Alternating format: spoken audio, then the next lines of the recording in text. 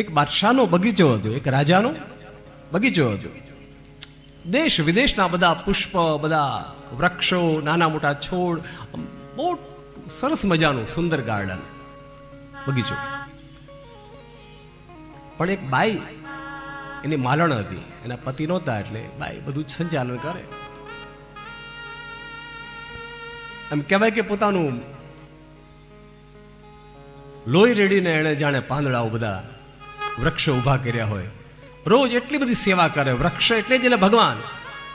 છોડમાં રણછોડ છે એવું માનનારી બાઈ હશે એવું લાગે. અને એક એક પાંદડે પાંદડે આમ લૂછીને સાફ કરે. કોઈ પાંદડું ખરી ગયું હોય તો એને માથે ચડાવીને પછી કચરામાં નાખે, એવી.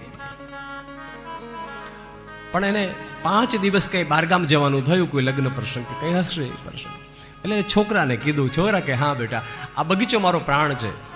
આપણે રાજના માણસો છીએ, રાજનો બગીચો સુકાવો ના જોઈએ, એક પાન પણ ન સુકાવવું જોઈએ. તું ધ્યાન રાખજો બેટા. એક જ છોકરો કીધું કઈ વાંધો નહીં માં, હું આખા બગીચાનું ધ્યાન રાખીશ. તું રાખી શકે તો હું કેમ ન રાખી શકું? એટલે છોકરાએ નક્કી કર્યું કે હું ધ્યાન રાખીશ. માએ કીધું પણ ધ્યાન રાખજે, પાંદડે પાંદડું હાંચવજે. શું હાંચવાનું? પાંદડે પાંદડું હાંચવજે, ધ્યાન રાખજે બેટા. કે માં ચિંતા નહીં. પણ માં તો ગયા અને છોકરાએ પાંદડે પાંદડું હાંચવાનું ચાલુ કર્યું. હાથમાં પાણીનું પેલું જગ જેવું આવે એ લે, પાંદડા ઉપર પાણી નાખે, પાંદડાને ધોવે, પાંદડાને લૂછે. આખો દિવસ સવારથી સાંજ સુધી આખા બગીચામાં બધી જગ્યાએ આવી રીતે કર્યા કરે. આમ કરતા કરતા એક દિવસ થયો, 2 દિવસ થયા, બીજા દિવસે પાંદડાઓ સુકાવા લાગ્યા. છોડ હતા નાના નાના કોમળ જે છોડ હતા બધા પાન ખરવા લાગ્યા. છોકરો ચિંતામાં પડ્યો. 3જો દિવસ થયો, 4થો દિવસ થયો, તો ઘણો બધો બગીચો સુકાઈ ગયો. છોકરો ચિંતામાં પડી ગયો. અરે માં આવશે તો શું જવાબ આપીશ? માં પૂછશે કે તે શું કર્યું? અંતે 5મો દિવસ થયો અને માં આવી ચડી. માએ જ્યાં બગીચામાં આવીને જ્યાં પગ મૂક્યો ત્યાં તો બગીચો સુકાઈ ગયેલો જોયો. ઓહ બેટા, મારા દીકરા ક્યાં ગયો? આ તે શું કર્યું?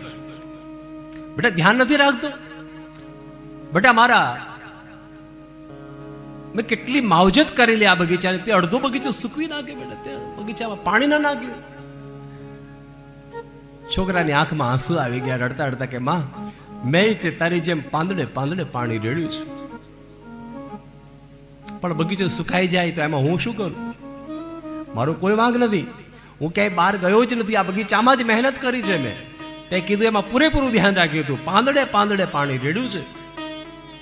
એની માએ માથે હાથ મૂકીને કીધું, અલ્યા મૂર્ખા, પાંદડે નહીં મૂળિયામાં પાણી નાખવાનું હોય.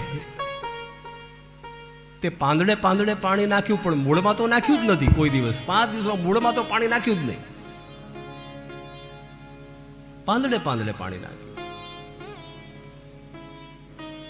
એમ હું ને તમે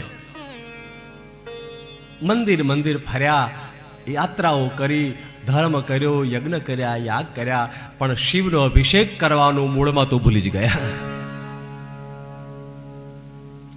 શિવ એ મૂળ છે, આપણા ધર્મનો આધાર છે. મૂળિયા જો કોઈ હોય ધર્મના તો એ શિવ છે. અને શિવ પૂજા ના કરી તો તમારા એકે પાંદડા લીલા નહીં રહી શકે.